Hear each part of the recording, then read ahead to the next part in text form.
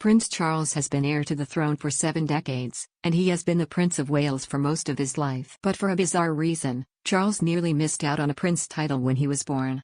Prince Charles was born on November 14, 1948, the first child of then Princess Elizabeth and the Duke of Edinburgh. Due to his father's dukedom, Charles was born Prince Charles of Edinburgh. But despite his status as a future king, Charles' grandfather, King George VI, had to intervene to ensure Charles would actually be known as a prince. As a future monarch, many might assume Charles was eligible for a prince title from birth. When he was born, Charles was second in line to the throne behind his mother, but he technically wasn't eligible for a prince title under rules set out by his great-grandfather, King George V. The letters patent issued by the king in 1917 still stands today, and it outlines exactly who in the royal family is eligible for a prince or princess title and HRH status. The letters patent stipulated that the only royals eligible for such titles are the children of any sovereign of these realms and the children of the sons of any such sovereign and the eldest living son of the eldest son of the Prince of Wales. At the time of his birth, Charles' mother was still a princess and not yet queen, as King George VI was on the throne. This meant that, at the time of his birth, Charles was a grandson of the monarch through the female line rather than the male line, and was therefore not eligible to be known as Prince Charles. However, the king intervened to make sure that Charles, as the son of a future queen and a future king himself, was made a prince.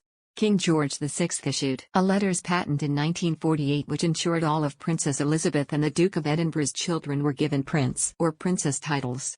The letters patent decreed Elizabeth and Philip's children should have and at all times hold and enjoy the style, title or attribute of Royal Highness and the titular dignity of prince or princess prefixed to their respective Christian names, in addition to any other appellations and titles and honor which may belong to them hereafter.